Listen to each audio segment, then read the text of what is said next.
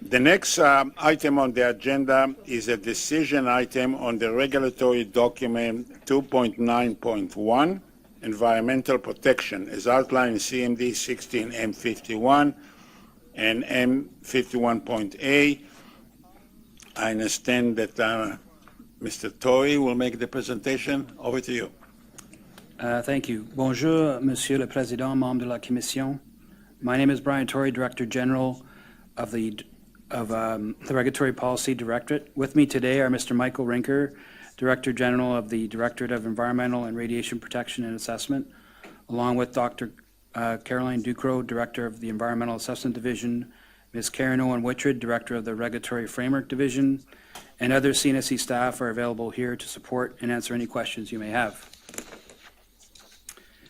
We are here today to request the Commission approval of REGDOC 2.9.1, Environmental Protection, Environmental Principles, Assessments, and Protection Measures.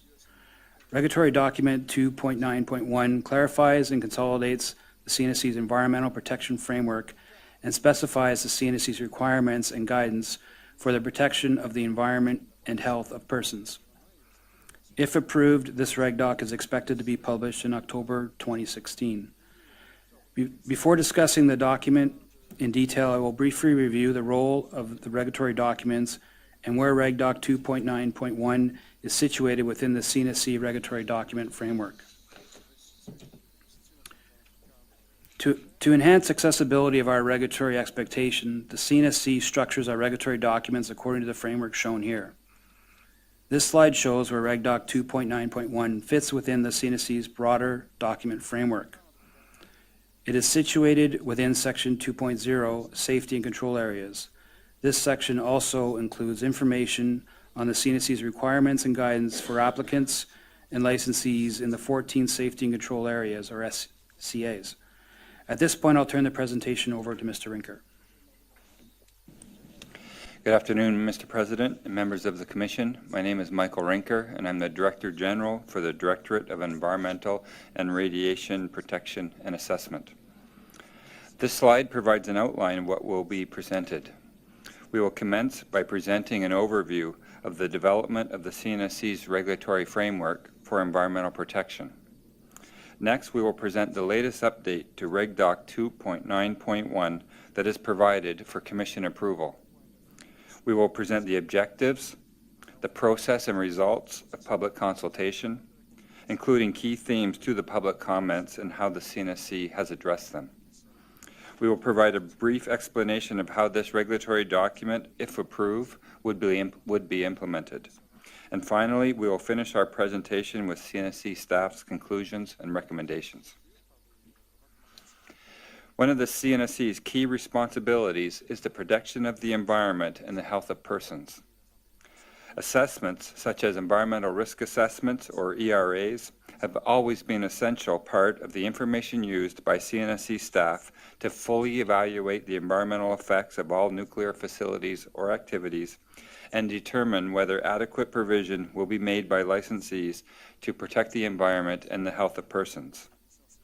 To meet this responsibility, the CNSC has always required the environmental effects of all nuclear facilities or activities to be considered and evaluated before licensing decisions are made. Environmental protection is an important part of the Commission's consideration at each licensing phase. As illustrated in this diagram, an application from a licensee requires the CNSC to conduct technical assessments, including an environmental assessment of the proposal. In addition, there are numerous opportunities for public involvement throughout the CNSC's licensing and compliance process. Important milestones that are supported by the CNSC's regulatory oversight for environmental protection and involve public consultation and participation are the licensing process that is illustrated above. That includes public engagement throughout, as well as the decision point where the Commission holds public hearings on the license application. And because licenses are issued for fixed time periods at the discretion of the Commission and need to be renewed, the renewal licensing process follows the same process shown on this slide and is supported by an environmental assessment. And finally, during a license term, A public annual report card in the form of regulatory oversight reports is presented to the Commission, and it includes facility performance for environmental protection. This licensing process, therefore, enables the CNSC to be a life cycle regulator, ensuring environmental protection and public engagement throughout the life cycle of a nuclear facility. The REGDOC before you today is written to ensure that regulatory requirements, guidance, and processes for environmental protection and the conduct of an EA are consistent with this life cycle approach to regulation. This slide illustrates the history of federal environmental assessment in Canada. The CNSC and its former Atomic Energy Control Board was subject to the policy and legislation outlined in this slide. The CNSC has completed over 70 environmental assessments for nuclear projects over the past several decades. Since the beginning of environmental assessment in Canada, beginning with the Cabinet policy from the 1970s, then the Environmental Assessment and Review Process Guidelines Order, or ERPCO, then the Canadian Environmental Assessment Act of 1992, and currently under the Canadian Environmental Assessment Act 2012. The Commission is one of 3 responsible authorities under the Canadian Environmental Assessment Act, and the only responsible authority in the case of a designated project that is regulated under the Nuclear Safety and Control Act. The CNSC was recognized as a suitable responsible authority for SIA in previous environmental assessment reviews. In addition, every time the CNSC's discharge of EA responsibilities has been judicially reviewed, the federal court has ultimately upheld the manner in which the CNSC staff have conducted the EAs, and the Commission has made its EA decisions. For example, the Greenpeace et al. Versus Canada decision record stated that the CNSC is much better placed than a reviewing court to factually assess and determine what types of accidents are likely to occur at a nuclear power plant and how to conduct an assessment of the environmental impacts of potential accidents. Environmental assessments are conducted under the Nuclear Safety and Control Act at every phase throughout the life cycle of a facility or activity.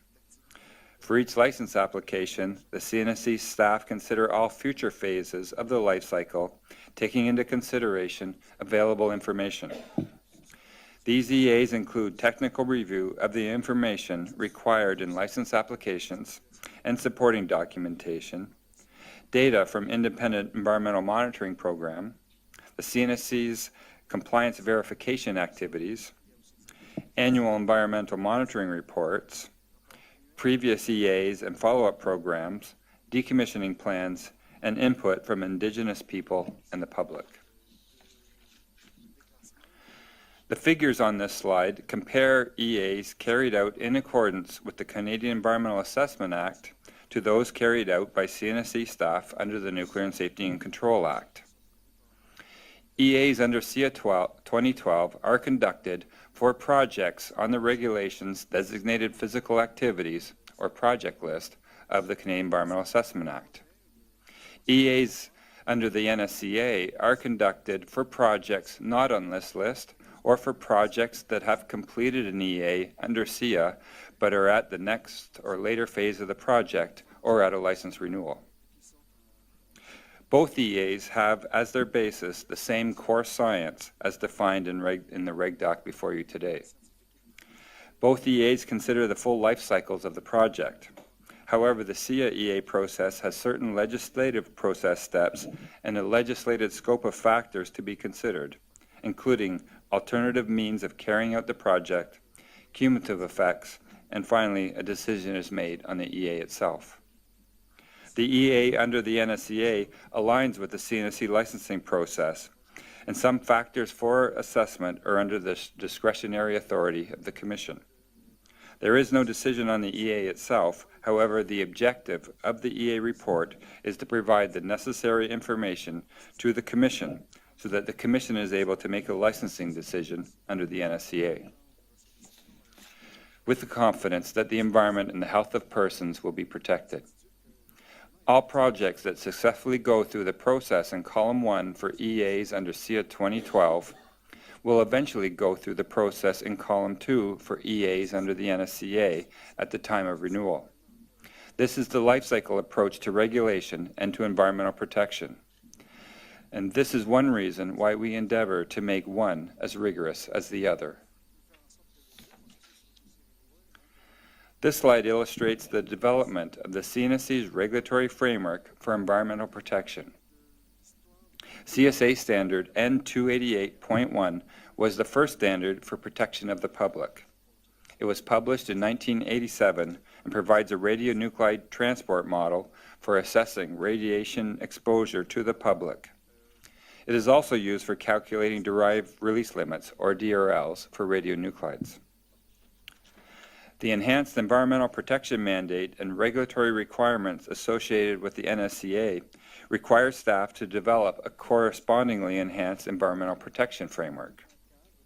This commenced with regulatory policy document P223, Protection of the Environment, which established the CNSC's commitments to government cooperation and harmonization, and commitments to regulate in a risk-informed manner, while recognizing and accounting for uncertainty in science through the application of a protective approach. The Environmental Management System, or EMS, shown in the third step of this diagram, includes the requirement for licensees to manage their environmental measures, such as controls on releases and effluent and environmental monitoring, in a coordinated and systematic and auditable manner. Finally, the last tier on this slide shows the development history of the current CSA standard for environmental protection. These serve to standardize requirements and provide more detailed guidance. They are written in a manner which supports compliance and verification of the adequacy and design and implementation of each of the environmental protection measures. The initial version of REGDOC 2.9.1, titled Environmental Protection, Policies, Programs and Procedures, was published in September 2013. It included requirements for an environmental management system and reflected lessons learned from the Fukushima Task Force recommendations. A two-phase revision to the 2013 version of REGDOC 2.9.1 was conducted. Phase 1 involved providing clarification of the role of an environmental assessment under SIA 2012 and the NSCA in response to recent legislative changes to SIA. Public consultation of this version was completed in July of 2014. Phase 2 was then implemented to add CSA standards related to effluent and environmental monitoring, environmental risk assessment, and groundwater protection. These two developments are incorporated into the document you are considering today, which for the first time captures in a single document the complete life cycle integrated environmental protection framework applied by the CNSC to ensure the protection of the environment and the health of persons. The implementation of this environmental protection regulatory document is expected to lead to greater regulatory certainty for licensees, greater consistency in meeting requirements to ensure environmental protection, enhanced harmonization with provincial and federal regulatory jurisdictions, and transparency for the Canadian public on the CNSC's regulatory requirements and guidance. REGDOC 2.9.1 describes the CNSC's guiding principles for environmental protection, the scope of an environmental assessment, the roles and responsibilities with an environmental assessment, either under the Canadian Environmental Assessment Act or the Nuclear Safety and Control Act, and the CNSC's requirements and guidance for developing environmental protection measures, including environmental risk assessments where required. REGDOC 2.9.1 indicates that all license applications that demonstrate potential interactions between the facility or activity and the environment are subject to an EA, either under the NSCA or under SIA 2012, and that for each facility or activity that has these direct interactions with the environment, the applicant or licensee must demonstrate that environmental protection measures are or will be in place. The document also identifies the roles and responsibilities of the Commission, of CNSC staff, and of the applicant or licensee in evaluating, mitigating, and monitoring the environmental effects of a facility or activity. As detailed in the consultation report included as part of the CMD package, REGDOC 2.9.1 has gone through extensive rounds of public consultation. Consultation began in the spring-summer of 2014 on Phase 1 work. A 120-day consultation period was held from November 30th, 2015 to March 29, 2016, and consultation on comments received occurred between April 25th to May 16th, 2016. The REGDOC was sent out to all subscribers of the CNSC's info email account, and also notices of public consultation were posted on CNSC's social media pages and the Government of Canada's Consultation with Canadians webpage. In total, the CNSC received 261 distinct comments from 12 respondents. 9 of the respondents were from industry, 2 of the respondents from other government authorities, and 1 was from a non-government organization. All of the comments submitted and the CNSC's responses to those comments are detailed in the consultation table. I would like to note that the comments were quite constructive and led to a significant number of revisions to the REGDOC. The next part of the presentation examines the 3 key themes raised during public consultation. For each key theme, we will provide the relevant background and how the CNSC addressed the concern.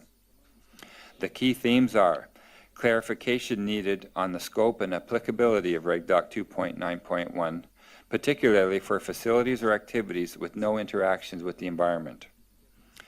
The difference between the types of EAs and terminology used in relation to EAs. And concerns with paraphrasing text from CSA standards which could result in regulatory confusion. The following slides outline CNSC staff responses to these submissions. The dominant issue raised by respondents was the scope and applicability of the document, particularly for nuclear facilities or activities with no interactions with the environment. In response to comments received, CNSC staff added text to clarify that the document does not create requirements for facilities or activities that do not have releases to the environment. Stakeholders requested further clarification on the terminology used for an EA under the NSCA and recommended changing the term used to environmental protection assessment. Stakeholders had concerns that similar terminology for EA under this NSCA and EA under SIA 2012 may cause regulatory and public confusion as they followed different review and decision-making processes. In response to stakeholder concerns, Section 3 and 3.2 of the document were updated to provide greater clarity to differentiate between an EA under the NSCA and EA under SIA 12, and the respective roles of the CNSC and applicants or licensees for each. Additionally, these terms were added to the glossary. Therefore, a change in terminology was deemed not necessary. Stakeholders sought cohesion between this regulatory document and the suite of CSA standards relating to environmental protection. In response to these comments, the document was reviewed and revised to better align with the CSA standards, and CNSC staff have clarified that the narrative around the use of the CSA standards in the document is meant to provide stakeholders and the public and other government departments with information on how these standards are used, and not to replace the content or enhance content of the CSA standards. The revised REGDOC and the disposition table outlining how comments were addressed were emailed in June of this year to all who submitted comments. CNSC staff organized an industry stakeholder workshop for those licensees who commented on the document and will be directed to implement the stated requirements and consider its guidance. All other respondents were offered an opportunity, should they wish, to discuss the dispositioning of their comments with CNSC staff. CNSC staff followed up with the respondents to determine if they had any further input. No comments or concerns were raised. In follow-up correspondence and discussion with industry stakeholders and other respondents, Saskatchewan Ministry of Environment, Nuclear Waste Management Organization, Ontario Power Generation, and Environment and Climate Change Canada indicated their comments were adequately addressed, and no other respondents indicated a need for follow-up discussion. The CNSC's What We Heard report, included in the CMD package, summarizes the discussions that took place at the workshop and the additional revisions to REGDOC 2.9.1. Based on the feedback provided by industry stakeholders, a number of revisions were made as listed in the slide. There were no substantive changes made as a result of the workshop, but rather greater clarification added on the scope and applicability of the document specific to Class II nuclear facilities and nuclear substances and radiation devices, and distinction between EA under the NSCA and EA under CA 2012. Other changes included revisions to the language in the document with respect to environmental risk assessments to be consistent with the terminology in CSA Standard N288.6, Environmental Risk Assessment at Class I nuclear facilities and uranium mines and mills. The CNSC's What We Heard report was shared with industry, stakeholder participants, and concerns have been resolved. The current version of REGDOC 2.9.1 was then emailed to all respondents in August 23, 2016. One additional submission was received by the representative from the Winnipeg Regional Health Authority. The representative noted that his previously expressed concerns are now addressed in the revised regulatory document. One additional submission was also received by Chemical Corporation, requesting clarity on, for example, definitions used and information requirements for EA under the NSCA. These questions have since been resolved. If approved, REGDOC 2.9.1 is expected to be published on the CNSC's website in October 2016 and made available to licensees and stakeholders. Upon publication, REGDOC 2.9.1 will immediately supersede two previous regulatory documents, P223, Protection of the Environment, that was published in 2001, and REGDOC 2.9.1, Environmental Protection Policies, Programs, and Procedures, that was published in 2013. REGDOC 2.9.1 formalizes the CNSC's application of a set of existing environmental protection measures for environmental protection. Class I facilities, such as Chalk River Laboratories, nuclear power plants, uranium processing facilities, as well as uranium mines and mills, have either fully implemented or in the process of implementing the CSA standards listed in REGDOC 2.9.1, with the exception of CSA N288.7 on groundwater protection that was published at the end of 2015. The implementation plans for these CSA standards will continue as planned, and these licensees will be requested to implement the latest CSA standard on groundwater protection.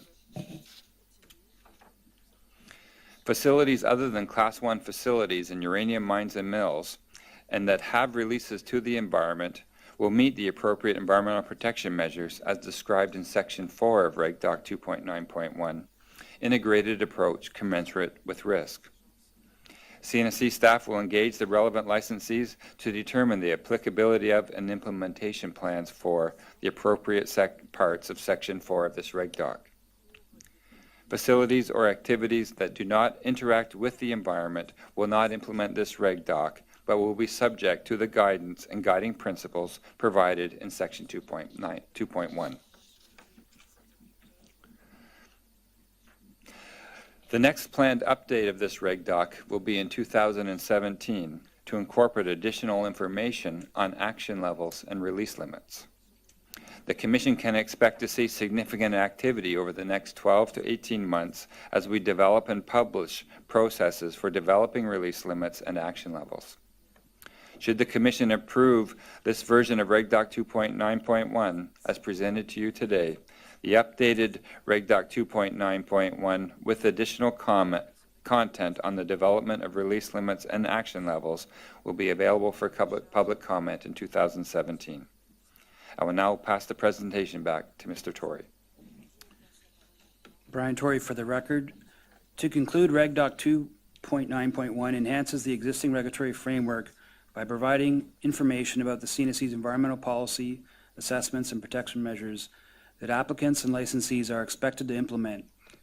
It is CNSC staff opinion that this REGDOC 2.9.1 codifies CNSC's comprehensive life cycle environmental protection framework, ensures greater consistency in meeting requirements to ensure environmental protection, contributes to greater regulatory certainty for licensees, improves harmonization with provincial and federal regulatory requirements, and ensures transparency for Canadian public and international community on CNSC's regulatory requirements and guidance. Based on our conclusions, CNSC staff recommends that the Commission approve this regulatory document. Thank you. We are now available for your questions. Thank you.